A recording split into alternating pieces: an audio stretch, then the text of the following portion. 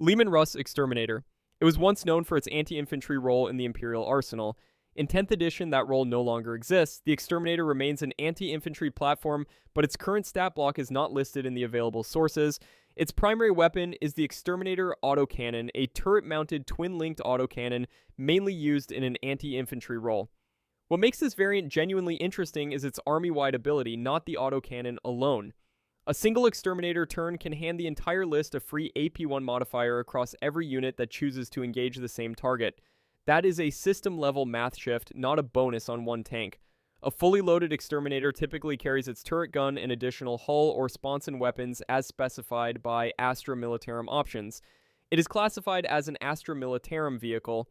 People will look at the autocannon and ask whether this is just a Leman Russ with a different gun. It is not. The variant is now mainly deployed in an anti-infantry role. The Exterminator's identity has shifted hard. It is no longer the answer to enemy flyers. It is the Army's anti-infantry battery, with its autocannon and sponsons chipping away at priority targets on the ground. Leman Russ Incinerator. The Incinerator is almost unheard of in the 41st millennium, once a devastating variant, now surviving as a relic. The result is that entire squads of enemy infantry can be burned to ash in moments. That is true as far as it goes. What it fails to cover is what the Incinerator actually is underneath the flamethrower label. The single sentence a viewer would repeat to a friend tomorrow. The Incinerator is almost unheard of in the 41st millennium, once a devastating variant, now surviving mainly as a relic. Subscribe and tell us in the comments which tank variant you think was the most devastating in the lore. Let's get back into it. Baneblade Hellhammer. The last tank you saw was devastating in a single direction, but the Hellhammer clears entire fields, and it does it from jaw-dropping proximity. In the Apocalypse format rules, the Hellhammer isn't just a super heavy tank, it's the version that abandons long-range dominance for total short-range carnage. This is where the scope explodes. If the standard Baneblade can reach across a battlefield and hit a target behind cover, the Hellhammer brings a shorter fuse and insists on annihilation up close, trading distance for magnitude. Its primary weapon is a problem for anything foolish enough to hide.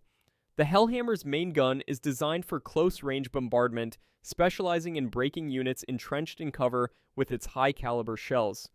Not regular armor and not terrain, just the rarest fallback, which means in practice it breaks open every dug-in formation with grim consistency. And the range isn't an accident. Unlike the standard Baneblade's long-range main gun, the Hellhammer features a reduced range cannon designed for up-close devastation. This isn't a limitation, it's a tactical gamble. Commanders picking a Hellhammer aren't waiting. They're driving straight into the chaos, trusting in firepower that can't be ignored up close. It doesn't stop with the main cannon either. The Hellhammer variant adds heavy flamers as secondary weapons, maximizing its effectiveness in close combat. Not decorative, these are purpose-built for shredding anything in its immediate path, a nod to the kind of fighting where every edge matters and cover is a death sentence. The Baneblade is primarily used for artillery support, while the Hellhammer excels in direct assaults and close-quarters fighting. It's not just firepower, it's a fundamental refusal to let the environment dictate the fight. This is going to get worse. Nothing about the Hellhammer is designed for standoff exchanges. Every weapon choice, every range restriction, every armored plate is built around the expectation that it's going to drive into resistance and erase it. The world around the Hellhammer doesn't stay the same. It changes shape, blackened, and cratered as the tank advances. The apocalypse isn't coming from a distance. It's as close as the tracks tearing through the ground in the barrel-breaking cover. Picture the aftermath, not the numbers. Terrain torn open, bunkers roasted out of existence, squads in cover reduced to survivors scraping behind what little protection remains. The Hellhammer leaves a battlefield changed, not just cleared of enemies, but fundamentally altered. There's no tactical summary, only the image of a machine designed to make hiding impossible. Leman Russ Eradicator. The previous tank demanded respect from afar, but this one is unavoidable. The Eradicator is a turret variant fielded by the Astra Militarum, commonly deployed alongside other Leman Russ tanks. It's almost mundane in its appearance compared to the super heavies, but proximity is its specialty. Tailored for smashing bunkers, breaking infantry lines, and making the massed formations regret their choice of hiding place. This isn't just another turret option. The Leman Russ Eradicator is one of several turret variants available in the kit, including Battle Cannon, Demolisher, Executioner, Exterminator, Punisher, and Vanquisher. It is classified as a vehicle-type model unit, not a character or artifact. The Eradicator's role is direct. It's meant to deal with hordes, the kind of infantry spread that swallows the field. Compared to the Battle Tank variant, it's focused, and in earlier editions, it wasn't just better at bringing down packed infantry, it did it at a significantly lower points cost, which changes your tactics when every resource counts. But if it's so common, why isn't it the default for every turret? That's the question you probably have in mind. The Eradicator is designed for dealing with large numbers of infantry, making it a specialized choice compared to other Leman Russ variants. In every kit, you choose it by intent. You want to break the mass, not duel the elite. Its design is no accident, and its inclusion as one of 7 variants is deliberate, not a leftover from a past edition. You might ask, if it performs its role so well, why not just take Eradicators instead of battle tanks? Here's the answer: in numbers. The Eradicator excels at shredding infantry formations, but the battle tank remains the tactical standard for mixed threats. In prior editions, the Eradicator did its job at a lower points cost, meaning you could field more tanks for the same price, but only if your enemy favors the swarm. The difference isn't just a tweak, it's a choice.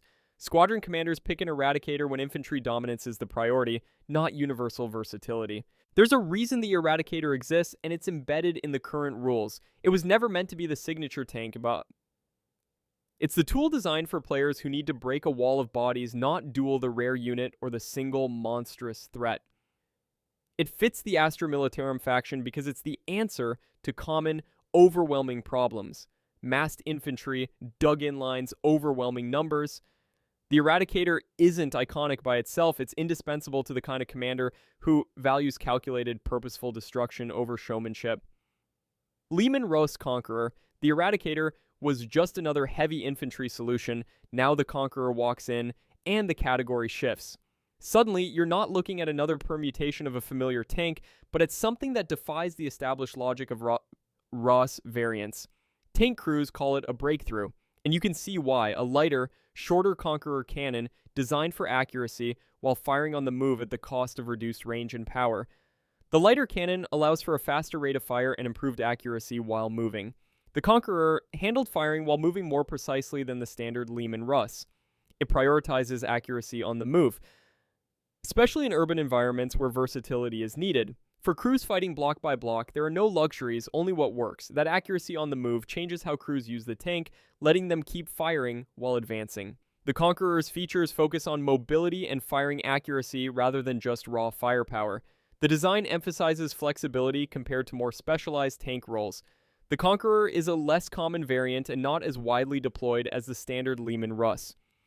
The Conqueror stands out as a less common, versatile variant designed for accurate movement and adaptable fire. Leman Russ Annihilator. Where the Conqueror was built for sustained pressure and agile breakthrough in close quarters, the Annihilator was designed specifically as a tank destroyer. You don't get another tank destroyer with a twist, you get the counterweight to the Vanquisher's brute force. Both are meant to reach out and tear armor apart at range, but the Annihilator dials out the gamble and dials in reliability. It mounts twin-linked cannons in place of the usual battle cannon, offering potent anti-armor firepower. The Annihilator's main weaponry focuses on twin-linked cannons for dedicated anti-vehicle roles. The Annihilator is valued for its dedicated anti-tank capabilities with powerful cannon armament, and that's the mechanism under all the facts. The Annihilator isn't just a cheap substitute for the Vanquisher, it's the reliable armored solution for commanders who value steady fire and cost efficiency over raw penetration. It's not about trying to do what the Vanquisher does, but about ensuring you see your shots land, again and again, until the opposing armor finally gives. Baneblade Doomhammer. Long-range tank busters are a problem, but the Doomhammer has a way of making everything before it look polite, because at this scale, anti-armor means rewriting the rules for what gets to exist on the battlefield. The Doomhammer sits alongside the Banehammer, Banesword, Shadowsword, Stormzord, and Stormlord. On paper, they're cousins, all born from the same Baneblade Super Heavy chassis, which means they're grouped together in the 10th edition as part of the current arsenal for the Astra Militarum. But the Doomhammer is designed for one job, and it abandons any pretense of compromise. It's here to delete anything even pretending to be armored. Unlike transport-focused variants such as the Stormlord, the Doomhammer is specialized for direct annihilation, not ferrying infantry, not holding objectives, but rending the mainline threats into so much molten debris. The Doomhammer is listed among other Baneblade variants and is fielded as part of the Astra Militarum arsenal, built on the Baneblade chassis. But priorities on the tabletop don't always align with the legend. Despite the Doomhammer's brute force, at least one experienced player called it out as less desirable than the transport-focused Stormlord, for the simple reason that once you own a Stormlord, you already have your transport duties covered. You're not going to bring both, not when the Stormlord fills the slot the Doomhammer can't touch. It's a rare case of sheer destructive focus being outmaneuvered by utility. And that reveals something about what these super heavies are actually doing in the army list. The Doomhammer isn't there to give the guard a magic answer to every threat. It's a specialized piece, one that loses out when raw power gets outflanked by flexibility. On a roster where every option is supposedly epic, the Doomhammer's greatest enemy is redundancy. Leman Russ Demolisher. We've gone from elephant guns to sledgehammers. The Demolisher is a popular turret variant for the Leman Russ, designed as a short-range armor breaker. By rights, the Demolisher should be an unstoppable close-range bully, outscoring lighter tanks in brute exchanges and holding the line where others would fold. That's not just a tabletop data point, it defines whole games. Everyone expects the Demolisher to punch above its weight as a close-range solution. It's the assumption baked into a million army lists. Roll forward and delete the threat. Terrain be damned, durability over grace. But the numbers don't lie. That's the price of institutional inertia in the Imperium. Each Demolisher rolls out of the forge as a numbered cogitation from a machine, its fate set by an algorithm with no memory for what the variant lost. Build enough of them, and individual disadvantage becomes a planetary afterthought, but for the player stuck fielding it, that doesn't make the difference feel any less arbitrary. Baneblade Banesword. A moment ago, it was all about turret variants and versatility, but the Banesword walks straight past the rulebook and laughs. There's no gentle trade-off here, just brute force on a scale that makes the rest look like historical curiosities. The Banesword is one of a number of formidable Baneblade variants, each offering significant firepower and battlefield presence. It comes equipped with a devastating main weapon, tailored to siege warfare and bringing substantial destruction to the battlefield.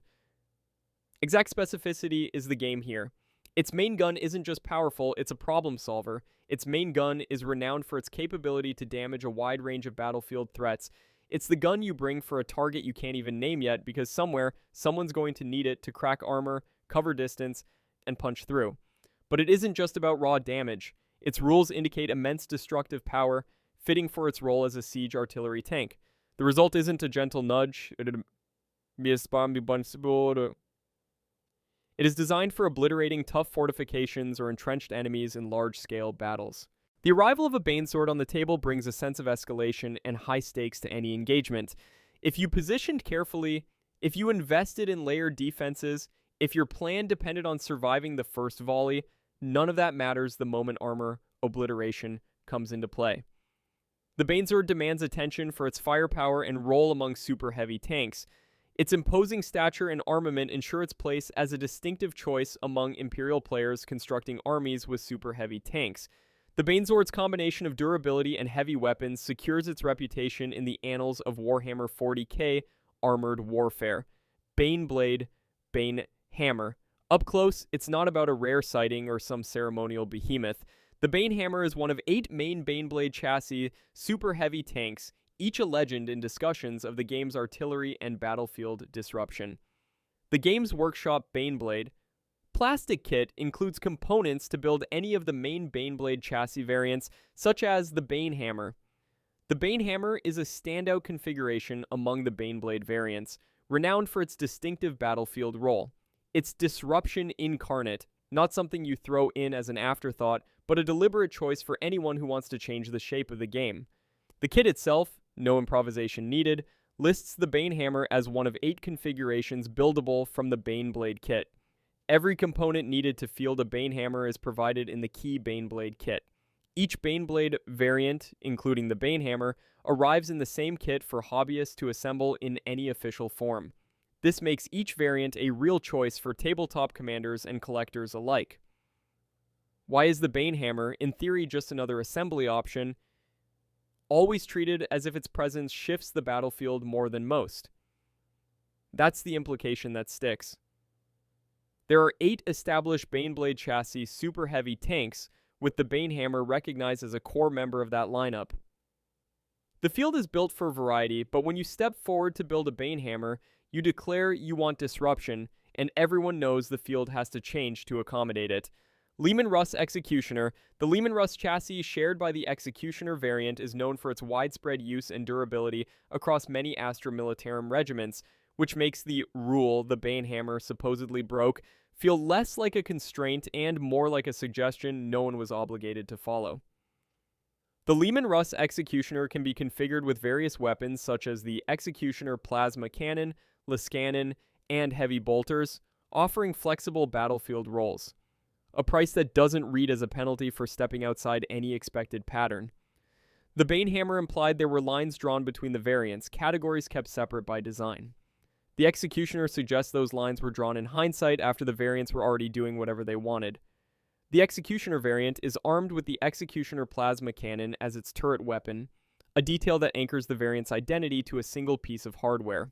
The chassis underneath is shared across the Leman Russ family, which means the same toughness 8, 13 wounds, and 2+ armor save appears on variants serving wildly different roles. 3 tanks at 495 points is 1 data point. Executioners equipped with different weapon loadouts serve a variety of roles on the battlefield.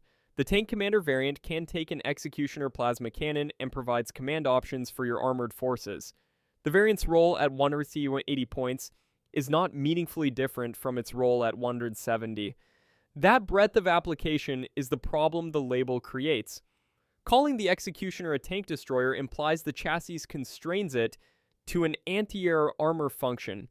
The Executioner Plasma Cannon in the turret is the anti-armor option, yes, but the same hull at 170 points with 3 heavy flamers is performing an entirely different job. The variant's identity is whatever its current loadout says it is. That's not flexibility, that's the absence of a fixed category. Previous variants in the running order each had a clearer functional identity enforced by their weapon options and point costs. The Executioner's defining feature is that it doesn't have one. It was never a rule being broken. It was never really a rule. Baneblade Shadowsword. The Baneblade Shadowsword sits at 440 points, which is known for its powerful main gun and distinctive anti-Titan role among Baneblade variants. The standard Baneblade costs more. The Banesword, Banehammer, and other variants each have different armaments and battlefield purposes compared to the Shadowsword. The Shadowsword is specialized for anti-vehicle operations and excels against the heaviest enemy war machines. Every other Baneblade variant fails that comparison, which means the Baneblade line as a whole is producing exactly 1 tank that earns its place on the table, and it's the one that costs the least to field. And then it gets more interesting. The Shadowsword's position in the Baneblade hierarchy rests on its main gun, is famous for its role as a Titan-killing weapon in Imperial lore, but the design of that weapon tells you something the point spread doesn't.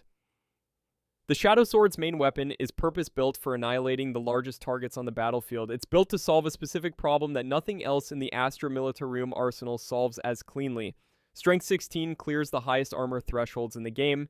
AP 5 strips most vehicles saves entirely. That number isn't useful against infantry, it isn't useful against light vehicles, it's useful against monsters and super heavies that present a threat nothing else in the Guard's armor park can reliably suppress at range. The Shadowsword was built for that encounter, and every design choice in the hull, its positioning as the cheapest Baneblade, its single-minded armament, its survival on the table long enough to deliver that output, flows from who it was built to fight. Baneblade Stormlord. The last tank could level a single hardened target, but the Stormlord brings catastrophe to everything within reach. Not just a pinpoint, but a blast reshaping the entire battlefield. Every other Baneblade variant claims a specialty, but the Stormlord is the answer when the mission demands utter dominance, without qualifiers or caveats. While the Astra Militarum fields the Baneblade, Banesword, and Shadowsword, the Stormlord stands out for a single, brutal reason. It wields what's described as the best general-purpose main gun available on a Baneblade chassis. Not just another big cannon, but a weapon chosen for when it has to destroy anything and prove its worth every single shot. That's not a marginal upgrade, it's a jump into a whole new class of threat. Tanks, bunkers, even enemy vehicles able to shrug off most fire, the Stormzord brings enough to the table that the old assumption about super heavies needing to specialize just doesn't apply. But nothing in Warhammer 40k is ever free. To get that kind of killing power, the Stormzord trades range. Its main gun has a much shorter reach than the Baneswords. This isn't the artillery piece pounding targets from safe distance. To reap that d6 plus 2 damage, the Stormzord has to commit, driving into the teeth of the biggest threats on the table.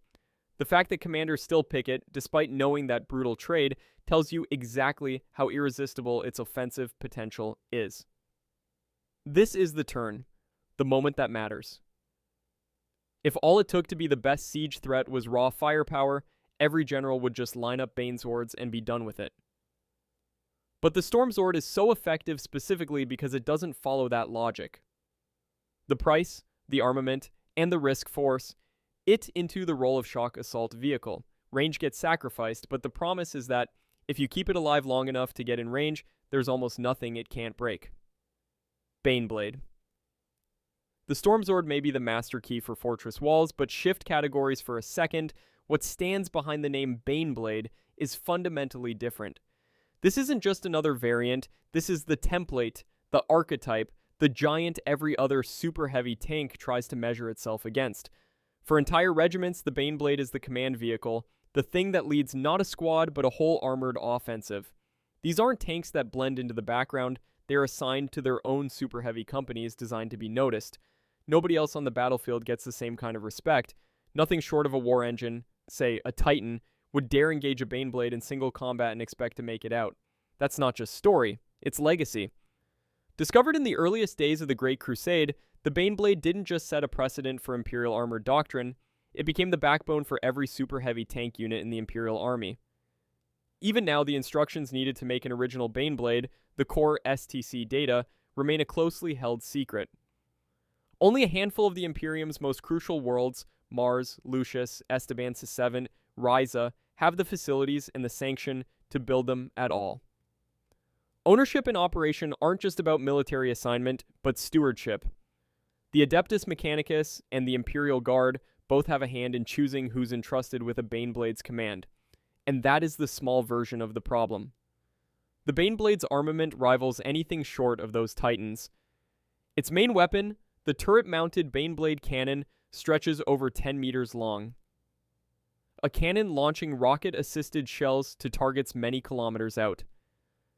The coaxial autocannon rides alongside, not only to add firepower, but also to fire magnesium-tipped rounds that help the crew range their titanic main gun. Push in closer, and the hull gives you a Demolisher cannon mounted on reinforced bracing, specifically so the tank can fire on the move without stopping the advance. And no, it isn't light on secondary weapons either. There are twin-linked heavy bolters fixed in each side sponson, multiplying the fire arcs and threat envelope. So what does all that hardware, history, secrecy, and organizational weight actually mean? The Baneblade isn't just another giant tank stomping onto the battlefield, it's the organizing principle and operational anchor for Astra Militarum super heavy warfare. Every other variant riffs on its foundation, but this is the one everything else copies, modifies, or competes with, because it defined the role. Leman Russ Battle Tank. But at least the Baneblade commands entire regiments or spearheads armored attacks as a command vehicle. The Leman Russ Battle Tank simply outnumbers it by every possible measure. The Leman Russ Battle Tank is named in honor of the Primarch Leman Russ and was rediscovered during the Great Crusade. The Leman Russ tank's name honors the Primarch with its widespread adoption attributed to its reliability and mass production. The tank says everything about how the Imperium wages war, mass production over individual refinement, replacement over repair, numbers over craft. Yet nobody's pinned down whether the choice to name it after a Primarch helped build that philosophy or was just the story attached to it. Leman Russ is assault. And if the Leman Russ battle tank scale was unsettling, the Leman Russ assault features heavy weapons for close support, including heavy flamers and powerful forward armament. The Solar Auxilia Leman Russ assault tank offers extensive weapon flexibility, distinguishing it from other tanks through its assault configuration. It can also be upgraded with a hunter-killer missile and a dozer blade. Currently, the Solar Auxilia Leman Russ assault tank is available only in the Horus Heresy setting, with no official rules for Warhammer 40,000 10th edition.